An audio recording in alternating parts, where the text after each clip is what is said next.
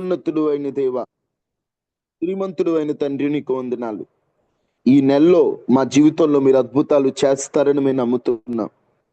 మా ధైర్యం నీవే, మా బలము నీవే, మేము నమ్ముకున్న ఆశ్రయం నీవే. మేము రాజులను, అధికారులను నమ్ముకొనలేదు గాని నిన్నే నమ్ముకున్నామయ్యా. నీవే దిక్కని మొరపెడుతున్నామయ్యా.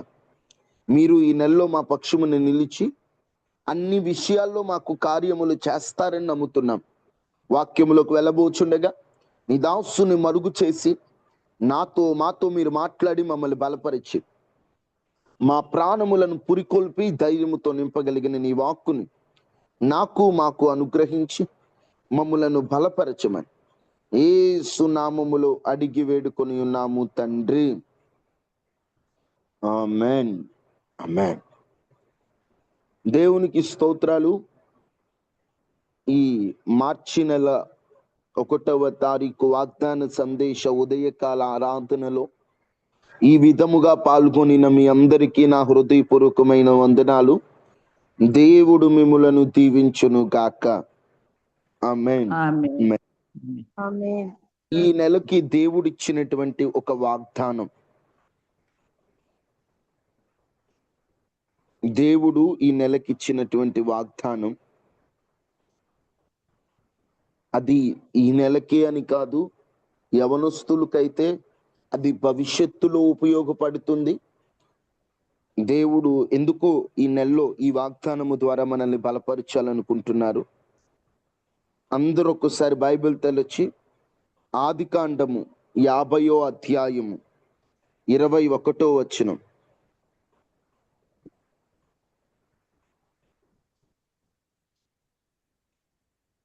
కాబట్టి భయపడకుడి, నేను మిమ్మను మీ పిల్లలను పోషించదనని చెప్పి చాలక నేను మిమ్ములను మీ పిల్లలను పోషించెదను. దేవుడు మనకు ఏమని వాగ్దానం చేస్తున్నాడో తెలుసా? మార్చి నెలలో భయపడకుడి, నేను మిమ్మును మీ పిల్లలను పోషించెదను. అంటే మీ విషయములో నేను ఈ నెలలో బాధ్యత తీసుకోబోతున్నాను. నీ బాధ్యత, నీ పిల్లల బాధ్యత, నీ కుటుంబం అంతటి బాధ్యత ఇక నాది. నేను చూసుకుంటాను, నేను పోషిస్తాను. భయపడవలసిన అవసరమే లేదు. ఈ వాగ్దానాన్ని ఎత్తిపట్టి ప్రార్థన చేద్దాం. ఈ నెలలో దేవుడే మనకు తండ్రి అయి బాధ్యత తీసుకొని ఆగిపోయిన మన జీవితంలో కొన్ని కార్యములు దేవుడు ఈ నెలలో ఆరంభించునుగాక. ఆమేన్. ఆమేన్. దేవుడు బాధ్యత తీసుకోవడం ఏమిటి? అసలు ఏ సందర్భములో ఈ మాటను పలకవలసి వచ్చింది? ఇక్కడ జాగ్రత్తగా మనం గమనిస్తే, ఎప్పుడైతే యాకోబు సంతానం అంతా కూడా, అంటే ఒక మాటలో చెప్పాలంటే యోసేపు ఐగుప్తులో ఉన్నప్పుడు, యోసేపు ఐగుప్తులో ఉన్నాడని చెప్పి యాకోబు తన కుమారులు కరువు కాలములో యోసేపు దగ్గరికి వెళ్ళడం, ఆ యోసేపు వారందరినీ చేర్చుకోవడం, ఈ స్టోరీ అంతా మీకు తెలుసు. ఇప్పుడు అవన్నీ చెప్పాలంటే సమయం లేదు. యాకోబు తన కుమారులను అందరినీ వెంట పెట్టుకొని దాదాపు 70 మంది యోసేపు ఉన్న ప్రాంతానికి వెళ్తారండి. యోసేపు ఉన్నటువంటి ప్రాంతానికి వెళ్ళినప్పుడు యాకోబు తన కుమారులు మనవ సంతానంతో చక్కగా సాగిపోతుంది. యాకోబును బట్టి యోసేపు వారిని ప్రేమిస్తూ, వారికున్న అవసరాలన్నీ తీరుస్తూ, వారితో ప్రేమగా ఉంటూ వచ్చాడండి.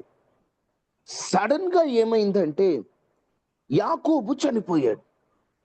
ఎప్పుడైతే యాకోబు చనిపోయాడో వాళ్ళందరికీ భయం వేస్తుంది. అమ్మో, యాకోబు చనిపోయాడు కదా, యోసేపు మా విషయములో పగ తీర్చుకుంటాడేమో, యోసేపు మమ్మల్ని ఏమైనా చేస్తాడేమో,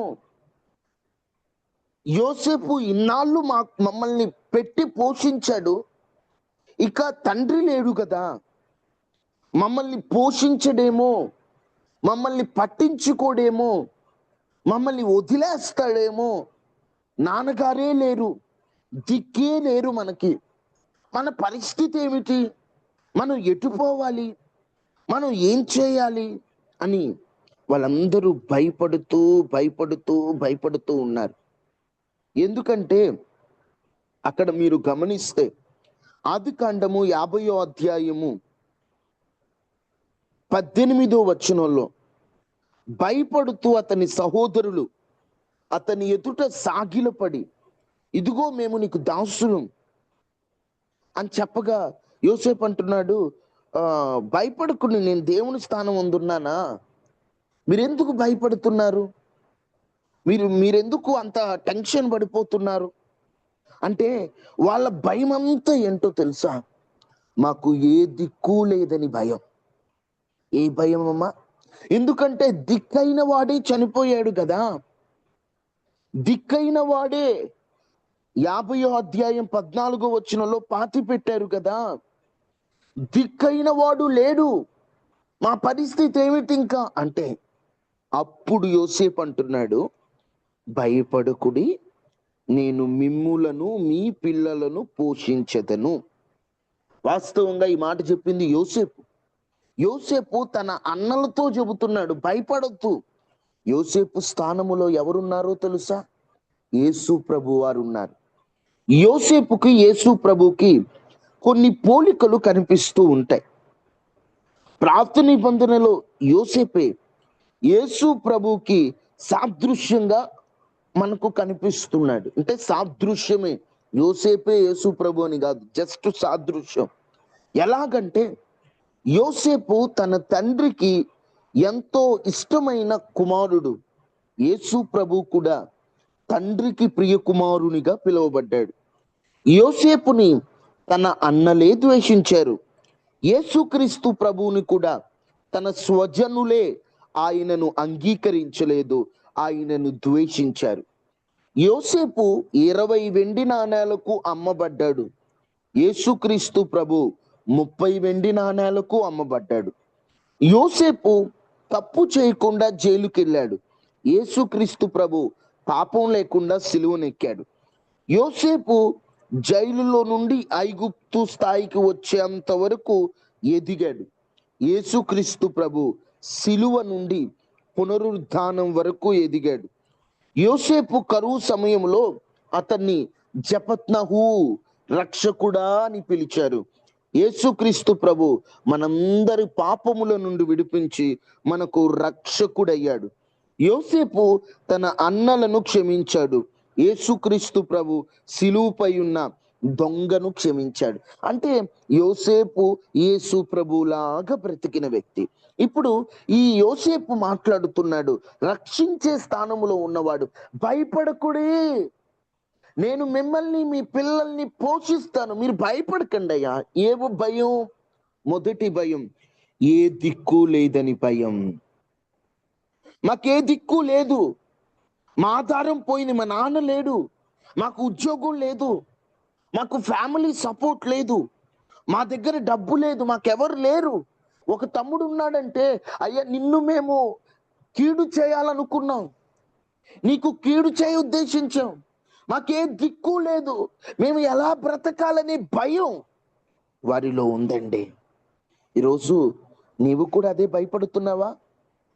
మాకే దిక్కు లేదు, మాకేదైనా అవసరం అయితే 1 రూపాయి ఇచ్చేవాళ్ళు లేరు, అందరూ మా దగ్గర తీసుకున్నారు, కానీ ఈరోజు మాకింట్లో జరగట్లేదంటే మమ్మల్ని పట్టించుకునేవారు ఎవరూ లేరు, 1 రూపాయి సాయం చేసేవాడు ఎవడూ లేదు, కనీసం మా చుట్టాలే ఎలా జరుగుతుంది, ఏం జరుగుతుంది, ఏం తింటున్నారు, పిల్లలు ఏం చదువుతున్నారు, అసలు ఎలా ఉంది పరిస్థితి అని అడిగినోళ్ళు లేరు, ఏ దిక్కు లేరు, అదే మా భయం అని నువ్వు భయపడుతున్నావా?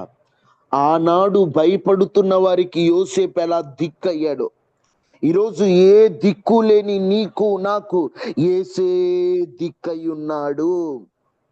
నీ కుడి వైపున దిక్కు మూసుకుపోయినా, ఎడం వైపు ముందు వెనక దిక్కులు మూసుకుపోయినా, పై దిక్కు ఎప్పుడు తెరవబడి ఉంటది. అది పరలోకపు దిక్కు. ఆ దేవుడు నిన్ను అనాథునిగా విడువడు, నిన్ను పోషించేవాడు. ఏ దిక్కు లేదని ఎందుకు భయపడుతున్నావు? యేసయ్య దిక్కై ఉన్నాడు నీకు. ఆయన నీకు పోషణ అనుగ్రహిస్తాడు. నీ పిల్లలని ఆయన పోషిస్తాడు. నువ్వు భయపడద్దు. ఏ భయం? ఏ దిక్కు లేదనే భయం. ఆయన ఎలా పోషిస్తాడో తెలుసా?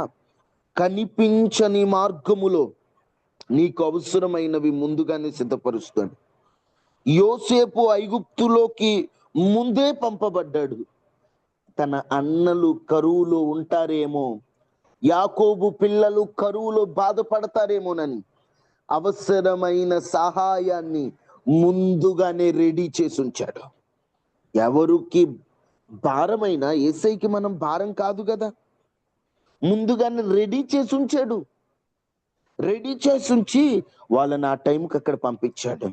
నీకు కూడా, నీకు ఏది అవసరమో దేవుడు సమస్య వచ్చిన తర్వాత కాదు, ముందే తాను సిద్ధపరచు ఉంచుతాడు నిన్ను పోషించడానికి ఒక మార్గం. నిజం చెప్తున్నా అండి, దేవుడు మనము చూడని రహస్య మార్గాల్లో మనల్ని పోషిస్తాడు. ఆ రహస్య మార్గాలు కూడా సహజ మార్గములో ఒకసారి మనకి పోషణ దేవుడు అనుగ్రహిస్తాడు. అంటే ఒక ఉద్యోగాన్ని దేవుడు మనకు సడన్ గా ఇచ్చి, స్నేహితుల ద్వారా కానీ, కొన్ని అవకాశాల ద్వారా కానీ దేవుడు మనల్ని పోషిస్తాడు. అసాధారణ మార్గం, సూపర్ న్యాచురల్ ప్రొవిజన్ అంటారు. అంటే అనుకోనని వ్యక్తుల ద్వారా నీకు సహాయం చేయిస్తాడు. అసలు ఇల్లు కూడా సహాయం చేస్తారా నాకు, ఇల్లు వీళ్ళ ద్వారా కూడా దేవుడు నన్ను పోషిస్తాడు. అనుకోనని మార్గంలో దేవుడు పోషిస్తాడు. ఏలియా ఎప్పుడు ఊహించుండడు కాకి ద్వారా పోషింపబడతాడు. ఎందుకంటే అక్కడ ఉన్నటువంటి హెబ్రీ ప్రాంతం వారు కాకిని అపవిత్రంగా భావిస్తారు. కాకి అంటేనే అది ఒక అపవిత్రమైన జంతువు అని వారి భావన. అలాంటి లాక్కునే బుద్ధి, పిక్కునే బుద్ధి ఉన్నటువంటి కాకి ద్వారా ఆకలితో ఉన్న ఏలియాని దేవుడు పోషించాడు. ఈరోజు నువ్వు అనుకుంటావు ఈడు సహాయం చేస్తాడని. నా దేవుడు ఎవరు సహాయం చెయ్యరని నువ్వు అనుకుంటున్నావో వారి కాలర్ పట్టుకొని నీ పాదాల యొద్దకు తెచ్చి నీకు సహాయం చేయిస్తాడు. నిజమండి, మనం ఎవరు సహాయం చెయ్యరనుకుంటామో వారి ద్వారానే నేను పోషింపబోతున్నాడు. నువ్వు ఆయన మీద ఆధారపడు. ఏ దిక్కు లేకపోయినా దేవుడు నీకు దిక్కై ఉన్నాడు. దేవుడు నీకు దిక్కై ఉన్నాడు. ఎందుకంటే మన దిక్కు ఆయనే అండి. ఆయనే మనల్ని పోషించేవాడండి. ఆకాశ పక్షులను దేవుడు పోషించట్లేదా? దేవుడు నిన్ను పోషించడా? కాకి పిల్లకు దేవుడు ఆహారం సిద్ధపరచట్లేదా? పనికిరాని చిన్న కాకి పిల్ల, విలువ లేని కాకి పిల్లని దేవుడు పోషిస్తున్నప్పుడు, యోబు గ్రంథంలో ఆ మాట ఎంత చక్కగా రాయబడి ఉంటుందో ఒకసారి చూడండి. దేవుడు నిన్ను ఎలా పోషిస్తాడో నువ్వు అర్థం చేసుకోవాలి. ఏ దిక్కు లేదా, నువ్వు భయపడద్దు. దేవుడే నీకు దిక్కై ఉన్నాడు. యోబు గ్రంథం 38:41.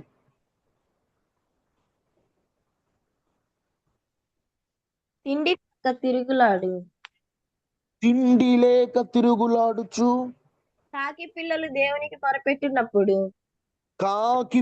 దేవునికి మొరపెట్టినప్పుడు కాకి ఆహారం సిద్ధపరచువాడెవడు? కాకి ఆహారం సిద్ధపరచువాడెవడు? ఇంకొక మాట కూడా చూడండి అమ్మా.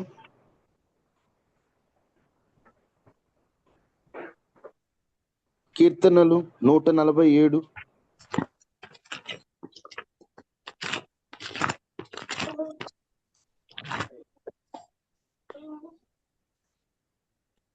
నూట 47:9 చూడండి. పశువులకును అరచుచుండు పిల్ల కాకులకును అరచుచుండు పిల్ల కాకులకును ఆయన ఆహారం ఇచ్చేవాడు. ఆయన ఆహారం ఇచ్చేవాడు. పిల్ల కాకులు అరుస్తున్నాయంట, మాకు ఆహారం కావాలి, మాకు ఆహారం కావాలి అని. ఇక్కడ పిల్లకాకులు అరుస్తున్నాయి, యోబు గ్రంథంలో స్పష్టంగా ఉంది. అవి మొరపెట్టినప్పుడు పిల్లకాకులు, బుడ్డ పిల్లకాకులు, నిజం చెప్పాలంటే అసలు చూడ్డానికి అందవికారంగా ఉండే పిల్లకాకులు. కాకి పిల్ల కాకి ముద్దు అంటారు, ఎందుకంటే అసలు ఎవరికి ముద్దు రాదా కాకి పిల్ల. అటువంటి పనికిరాని కాకి పిల్ల, ఏ దిక్కు లేని కాకి పిల్ల గూట్లో ఉండి అరుస్తుంది. ఏమి అరుస్తుంది? ఒకటి, ఆహారముతో కూడిన అరుపులు. అయ్యా ఆకలవుతుంది, ఆకలవుతుంది, కావు కావు కావు కావు అని. వాటి భాషలో అవి గూటిలో ఉండి అరుస్తుంటే, గూటిలో ఏ దిక్కు లేక అరుస్తున్న కాకి పిల్లల అరుపులు. తల్లి కాకి ఆహారానికి వెళ్ళింది, పిల్ల కాకులు ఒంటరిగా వదిలేసి వెళ్ళింది.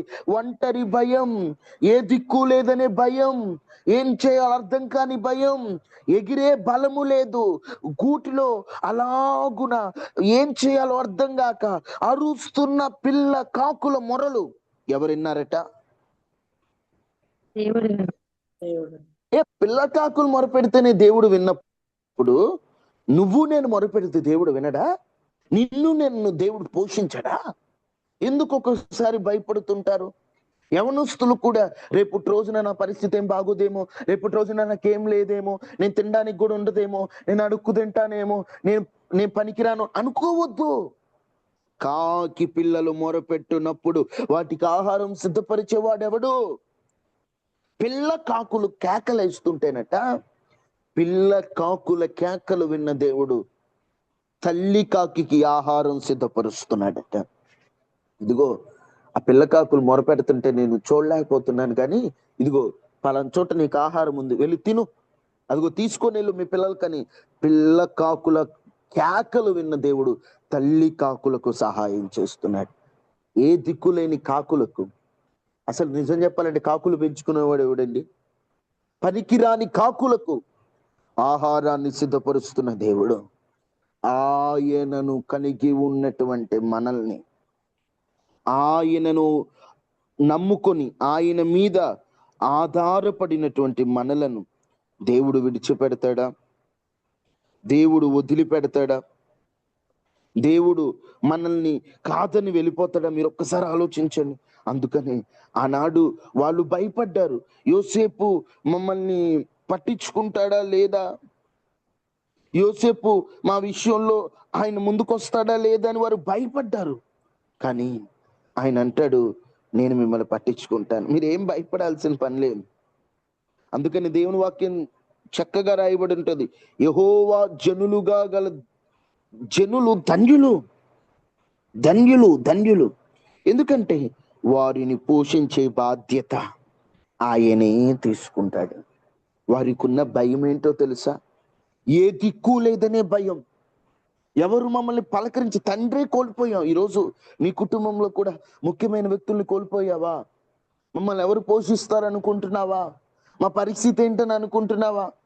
లేదా అందరూ ఉన్నా ఎవరు నీ కష్టంలో కనీసం ₹1 సహాయం చేయకుండా, నిన్ను పట్టించుకోకుండా, నిన్ను అసలు ఎలా ఉన్నారు, ఏం తింటున్నారని నీ మీద బాధ్యత లేకుండా ప్రవర్తిస్తున్నారా?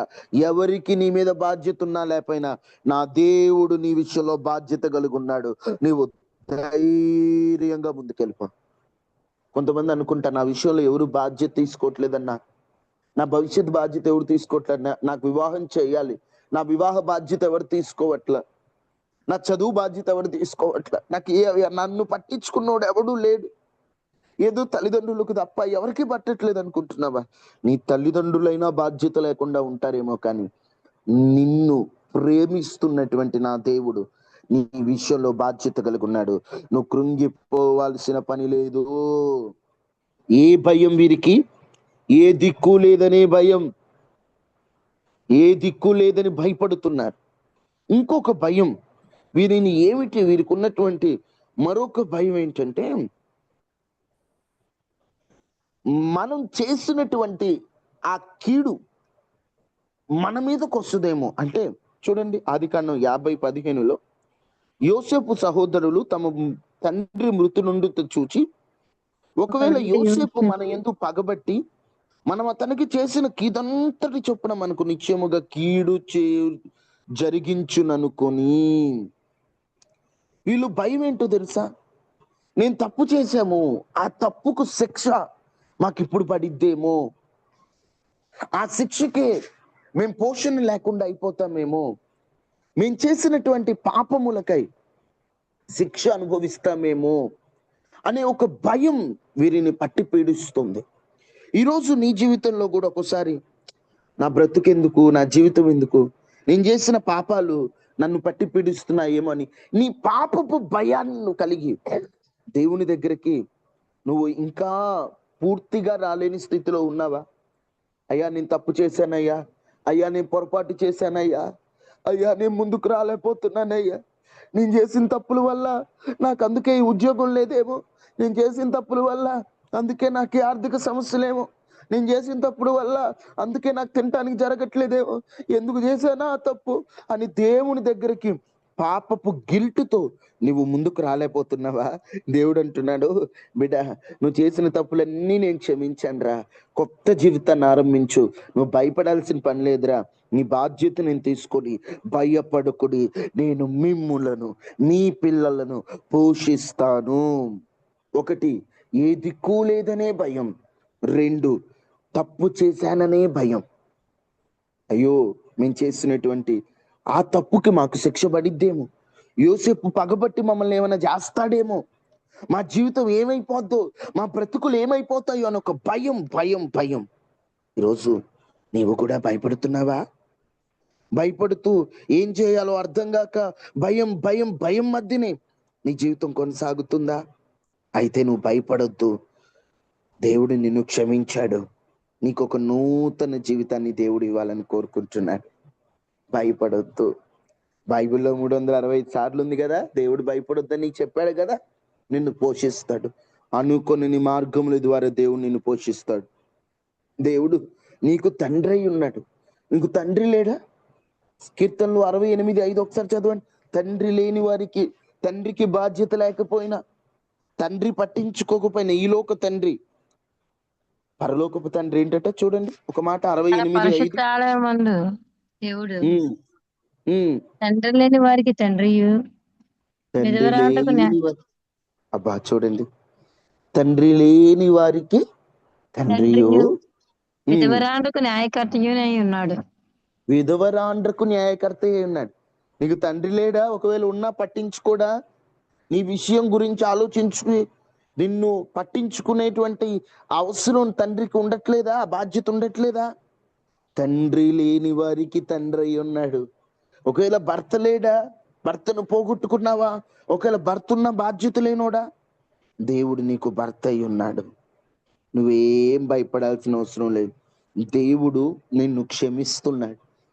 వీళ్ళు అంటున్నారు, అయ్యా మేము పాపం చేశాము, యోసేపు కబురు పెట్టారు, అయ్యో మేము చేసిన తప్పులు బట్టి మాకేమి ఇవ్వకపోయినా పర్లేదు అయ్యా, మేము చేసిన తప్పులు బట్టి నువ్వు మమ్మల్ని శిక్షిస్తావేమో అంటే ఆయన నవ్వుతూ అంటున్నాడు, భయపడొద్దు, నేను మిమ్మల్ని మీ పిల్లల్ని పోషిస్తాను. నువ్వెందుకు భయపడుతున్నావు? నువ్వెందుకు భయపడుతున్నావు? ఈరోజు నీవు కూడా మాకెవరు లేరు, నేను తప్పు చేశాను, మేము పాపం చేశాను అని చెప్పి నువ్వు భయపడుతున్నావా? నువ్వు నిజం చెప్పాలంటే నువ్వు నీ తప్పు అని తెలుసుకున్నప్పుడే అక్కడ క్షమాపణ స్టార్ట్ అయిపోయింది. వాళ్ళు మేము చేసింది తప్పు అని గ్రహించినప్పుడు ఒక మాట అన్నాడు, మీరు నాకు కీడు చేయని ఉద్దేశించి తిరిగి కానీ దేవుడు నాకు మేలు చేశాడని యోసేపు అన్నాడు. ఈరోజు ఎన్నోసార్లు నువ్వు దేవుని మోసం చేసి మాటిచ్చి తప్పిపోయావు. గడిచిన 2 నెలలు, ఈ మార్చి నెలలో అయినా నువ్వు పరిశుద్ధత వైపు అడుగులు వేస్తే, నువ్వు దేవుని పనిలో ముందుకు రాగలిగితే, నిన్ను, నీ కుటుంబాన్ని, నీ పిల్లలను ఆయనే పోషించబోతున్నాడు. ఆయనే బాధ్యత తీసుకోబోతున్నాడు. ఆయనే నీ పక్షమున నిలిచి నీవు ఆ భయములో నుండి నిన్ను విడిపించి నీ పక్షాన ఉంటున్నాడు. మన తెలుగు బైబిల్లో భయపడకుడి అని ఒక మాటే ఉంది, కానీ హెబ్రీ బైబిల్లో భయము అని ఉన్న చోట 3 పదాలు వాడతారు. 1 యారే, 2 పచాడ్, 3 చరేడ్ అనేటువంటి 3 మాటలు వాడతారు. యారే అంటే సాధారణ భయం, పచాడ్ అంటే ఎందుకో తెలియదు ఉండి అప్పుడు వచ్చేస్తుంది సడన్ గా భయం, ఆకస్మిక భయం. చరేడ్ అంటే లోపల భయంతో కూడిన ఒక టెన్షన్, అంతర్గత భయం అంటే ఎరే అంటే సాధారణంగా ప్రతి మనిషి భయపడే భయం. పచ్చాడంటే సడన్ గా వచ్చే భయం. చరేడ్ అంటే లోపల పట్టి పీడిస్తున్నటువంటి భయం. బైబిల్లో, ఈ హెబ్రీ బైబిల్లో స్పష్టంగా ఈ భయాలను వివరించారు. ఇప్పుడు ఇక్కడ వీరు భయపడింది ఏంటో తెలుసా? పచాడ్, ఆకస్మికంగా భయపడ్డారు. తర్వాత చరేడ్, లోపల నుండి భయం స్టార్ట్ అయింది. అమ్మో, మా పరిస్థితి ఏంటి, మేము చేసాం కదా తప్పు అని ఒక భయం. అలాంటి వాళ్ళకి స్పష్టంగా చెప్తున్నాడు, భయపడద్దు. ఈరోజు ఒకటేనండి, మనకందరికీ తెలిసిన వర్తమానమే. మీరు ఏ విషయానికి భయపడుతున్నా మీరు భయపడొద్దు. మీరేం భయపడాల్సిన అవసరం లేదు. మిమ్మల్ని దేవుడు పోషించబోతున్నాడు, మీకు ఆహారాన్ని అందిస్తాడు, మీకు మార్గాన్ని తెరుస్తాడు. నేను ఎన్నోసార్లు మీతో చెప్తాను, ధాన్యమునకు ఆజ్ఞ ఇచ్చి దేవుడు నిన్ను పోషించబోతున్నాడు. అంటే నువ్వు ఆకలితో బాధపడుతున్నప్పుడు ధాన్యానికి దేవుడు ఆజ్ఞ ఇస్తాడు.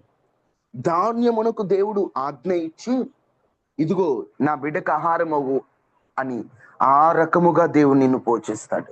నిజమేనండి, దేవుని పోషణ అసలు వివరించలేము, ఆయన పోషించే విధానం. ఒక చిన్న ఉదాహరణ చెప్తాను.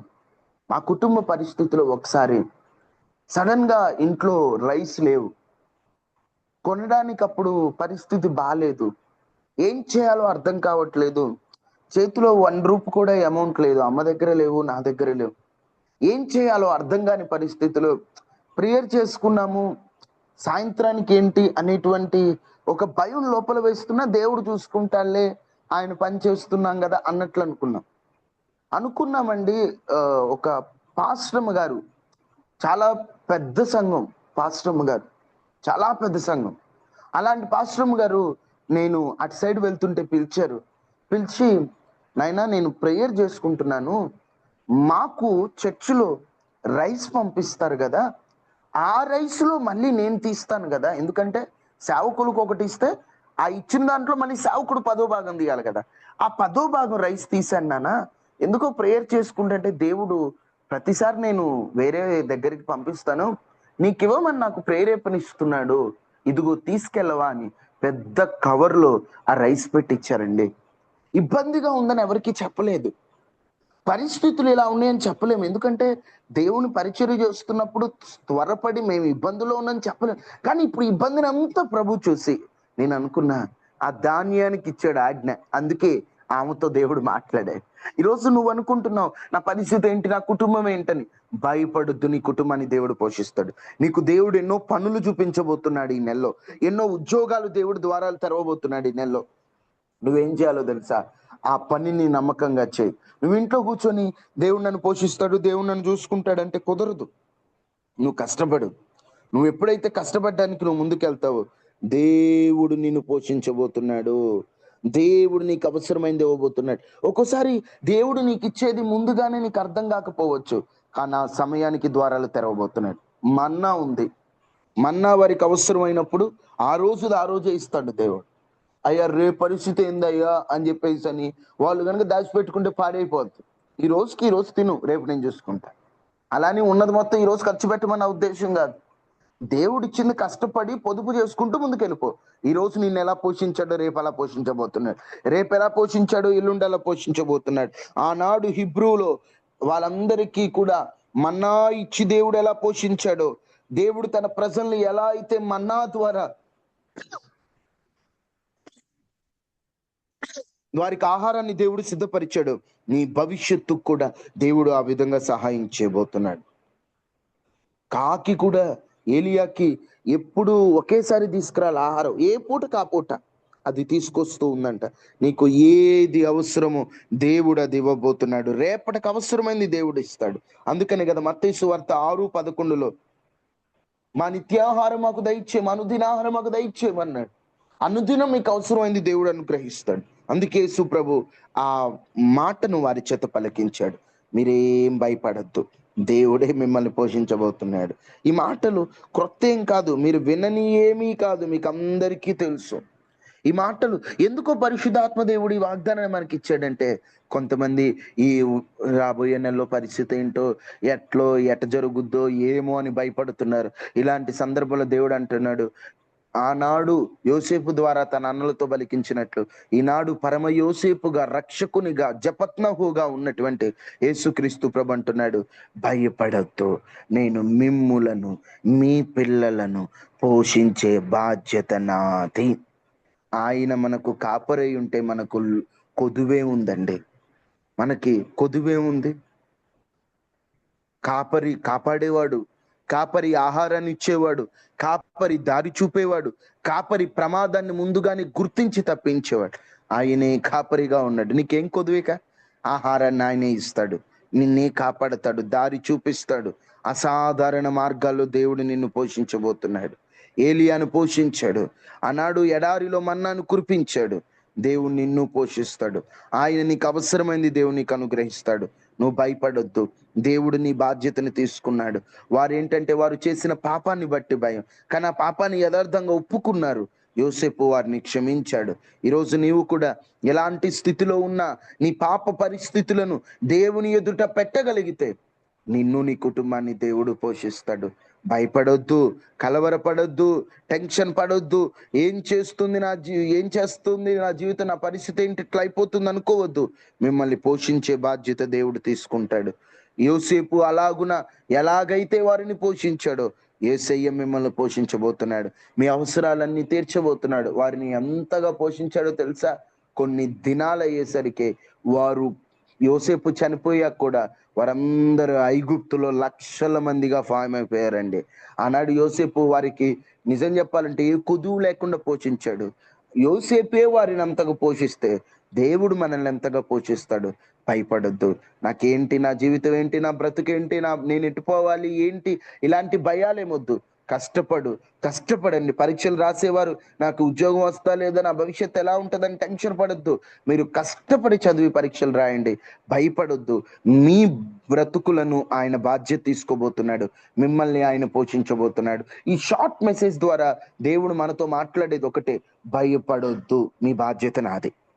ఈరోజు పెద్ద లోతైన వర్తమానం ఏమీ దేవుడు మనతో మాట్లాడలేదు. ఆయన ఇచ్చింది ఒక్కటి, నీ బాధ్యత నాది, నీ బాధ్యత నాది అని దేవుడు అంటుంటే ఇంకేముంది? ముఖ్యమంత్రి వచ్చి నీ బాధ్యత నాది అన్నాడు అనుకో, అమ్మో ముఖ్యమంత్రి బాధ్యత నాది అన్నాడు, ఇక నాకు దిగులే లేదు అన్నట్టు. నీ బాధ్యత దేవుడిది, నువ్వు భయపడాల్సిన పని లేదు. నీకు ఎప్పుడు అవసరమైంది ఆయన చూసుకుంటా. నీ బాధ్యత ఆయన. బాధ్యత ఉన్నప్పుడు ఆయన ఇచ్చేస్తాడు కదా, బాధ్యత ఉన్నప్పుడు అన్నీ ఆయన చూసుకుంటాడు కదా. నీ బాధ్యత ఆయన తీసుకున్నాడు. ఈ నెలలో నీ బాధ్యత ప్రకారంగా ఆయన నడిపించబోతున్నాడు. నువ్వేం కలవరపడద్దు. అందరూ తలలు వంచుతారా? ప్రార్థన చేసుకుందాం.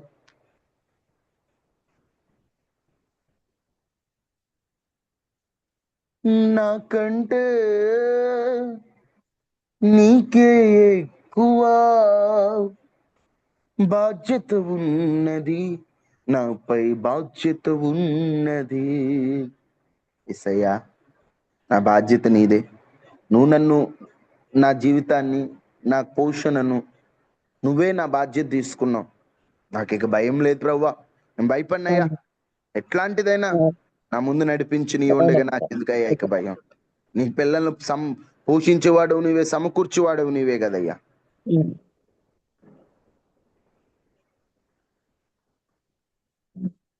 అందరూ కాకి పిల్లల్ని పోషించాడు. భయపడుతూ, ఒంటరిగా ఉంటూ, తల్లికి దూరంగా ఉన్న కాకి పిల్లలు గూట్లో ఉంటే దేవుడు చూచినట్టు ఈరోజు నీ గూటిలో ఎవరికి చెప్పుకోలేని స్థితిలో, ఒంటరైన స్థితిలో, ఏ దిక్కు లేని స్థితిలో, భయపడుతూ నానుకున్న వారిని కోల్పోయి దిక్కు మొక్కు లేని స్థితిలో ఉన్న నిన్ను దేవుడు చూశాడు. ఆయన బాధ్యత తీసుకున్నాడు. నువ్వు అనాథవి కాదు. దేవుడు బాధ్యత తీసుకుని, బాధ్యత నాది, నేను తండ్రి అయి ఉన్నాను, నేను భర్తనై ఉన్నాను, నేను అన్ని అయి ఉన్నానని ఆయన బాధ్యత తీసుకుంటున్నాడు. మహాపరిశుద్ధుడా, మహోన్నతుడు అయిన దేవా, భయపడొద్దు, మీ బాధ్యత నాది అని మాతో పలికిన దేవా, ఈ నెలలో మా బాధ్యతను తీసుకుంటున్నావని మేము విశ్వాసంతో ముందుకెళ్తున్నాం. గడిచిన 2 నెలలు మమ్మల్ని కాపాడావు, 3వ నెలలోకి క్షేమంగా తీసుకొచ్చావు. ఈ నెలంతా క్షేమాన్ని ఇవ్వండి, మనశ్శాంతినివ్వండి, ఆరోగ్యాన్ని ఇవ్వండి. మేము చేస్తున్న ప్రతి పనిలో సఫలత మీరు అనుగ్రహించండి. ఈరోజు ఉదయకాల ప్రార్థనలో పాల్గొన్న వారిలో ఎవరెవరు ఏ పరిస్థితిలో పాల్గొన్నారో, ఎవరెవరు ఎలాంటి స్థితిగతుల్లో వచ్చారో వారి పరిస్థితులను చూచి మీరు గొప్ప కార్యం చేయండి. అనారోగ్యంతో ఉన్న వారికి ఆరోగ్యాన్ని ఇవ్వండి అయ్యా. చాలా మంది బలహీనతలతో అల్లాడిపోతున్నారయ్యా, వారికి బలాన్ని ఇవ్వండి అయ్యా. మనశ్శాంతి లేని వారికి మనశ్శాంతిని ఇవ్వండి, ధైర్యాన్ని కోల్పోయిన వారికి ధైర్యాన్ని ఇవ్వండి, ఆదరణ లేని వారికి ఆదరణ ఇవ్వండి. భయపడొద్దు, మిమ్మల్ని పోషిస్తానన్నవాడా మమ్మల్ని ఈ నెలలో పోషించి మా బాధ్యత మీరు తీసుకోండి. అవునయ్యా, చాలా మంది రోగాలతో ఉన్నారు, చూపించుకునే స్తోమత లేదయ్యా. అయ్యా, వేలకు వేలు పెట్టి హాస్పిటల్కు పోయి చూపించుకునే స్తోమత లేదు. బాధ్యత నువ్వే తీసుకొని వారికి మార్గాలు తెరిచి స్వస్థపరచమని, అన్ని విషయాల్లో నీ పిల్లలకు తోడుగా ఉండమని, అన్ని విషయాల్లో నెమ్మదిని ఇవ్వమని, నీ పిల్లలకు ధైర్యాన్ని ఆదరణను మీరు అనుగ్రహించమని. ఈ నెలంతా మమ్మల్ని పోషించండి, ఈ నెలంతా మమ్మల్ని ఆదరించండి, ఈ నెలంతా మాకు ధైర్యాన్ని ఇవ్వండి. ఈ నెలలో ఆర్థిక క్షోభ మాకు లేకుండా అన్ని విషయాల్లో మీరు సహాయం చేయమని, మాకు అవసరమైంది ఆ సమయానికి మీరు ఇస్తారని నమ్ముతున్నామయ్యా. ఈ నెలంతా మీరు మాకు తోడుగా ఉండమని, నీ పిల్లలందరి పక్షాన్ని మీరు గొప్ప కార్యం చేయమని యేసు నామములో అడిగి వేడుకుని ఉన్నాము తండ్రి. ఆమేన్. తండ్రి అయిన దేవుని ప్రేమ, కుమారుడైన యేసుక్రీస్తు వారి కృప, పరిశుద్ధాత్మ నిన్న సహవాసం మనకి మన కుటుంబాలకి ఎల్లప్పుడూ ప్రభు కృప తోడైండును గాక. ఆమేన్. ఆమేన్. అందరికీ వందనాలు. ప్రైజ్ లార్డ్ అమ్మా. వందనాలు బాబు. వందనాలు.